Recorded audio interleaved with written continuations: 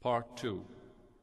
يا أيها الذين آمنوا لا يحل لكم أن ترثوا النساء كرها ولا تعضلوهن لتذهبوا ببعض ما آتيتموهن إلا أن يأتين بفاحشة مبينة وعاشروهن بالمعروف فإن كرهتموهن فعسى أن تكرهوا شيئا ويجعل الله فيه خيرا كثيرا.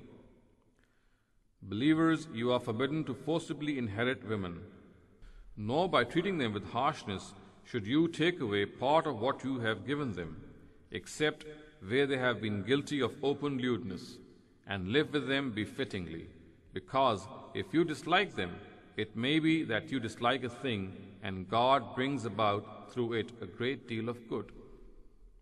Surah number 4, verse 19. These verses mention the rights of women and instruct the society regarding the correct behavior to be adopted with them. The first thing pointed out is that women are not assets or animals which a person may inherit and then use them the way he likes. They too are human beings who have an independent personality. They are given free will which they can fully exercise in the limits set forth by the Almighty. The background of giving this directive is that in certain sections of pre-Islamic Arabia, the wives of a person were also transferred to his heirs like his wealth and animals would be, and if he had sons, they would even establish sexual relations with these stepmothers without any hesitation. The Quran sought to put an end to this ignominious custom and stressed that women are fully free to take their decisions. Nothing can be imposed upon them without their consent.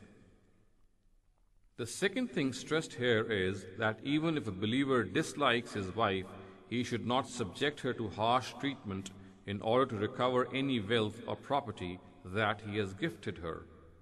Such an attitude can only be accepted if the wife is guilty of open sexual transgression.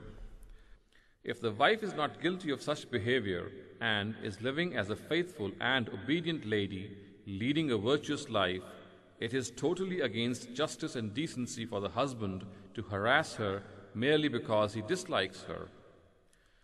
No doubt, if a wife shows moral misconduct, then this is a detestable thing, but no husband is allowed to deprive her of a decent living because he does not like her looks, or because her temperament is different from his. The third thing emphasized here is that a husband who does not like his wife should still deal with her in accordance with the norms of justice and equity, graciousness and decency, to which his own nature testifies. The words used in the verse to convey this meaning are وَعَاشِرُوهُنَّ بِالْمَعْرُوفِ. The word ma'ruf implies good conventions and traditions of a society. In other words, the Quran instructs a husband to adopt a befitting attitude with his wife in accordance with the good traditions of the society, whether he likes her or not.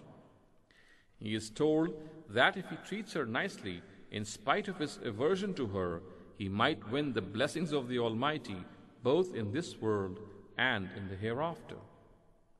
While explaining the words used to convey the above-mentioned meaning, Imam Amin Ahsan Islahi writes, although the word used here is asa, which in Arabic implies hope and expectation, those who are aware of the delicacies of the language know that when used on occasions such as this, it implies a promise from the Almighty. This reference points to the fact that those who give priority to higher human traits and values instead of appearance are promised great rewards from the Almighty for this sacrifice. Those who have actually embarked upon this track have borne witness to the veracity of this fact, and none other than God is the most truthful. Amin Ahsan Islahi, Tadabbur Quran, Volume 2, page 270. It is obvious from the above discussion that if a husband is required to behave decently, even if he dislikes the wife, he is all the more required to be decent when there is no cause for this dislike. A wrong attitude in this regard would earn great displeasure of the Almighty. In the sermon of the last Hajj, The Prophet Muhammad sallallahu alaihi wasallam is reported to have said, "Indeed, you have rights over women, and they also have rights over you. You have the right that they neither permit into your homes nor sleep with anyone you dislike. Listen, their right upon you is that you feed and clothe them in the best way you are able to." Ibn Majah, Sunan, volume number 2, page 417, hadith number 1851.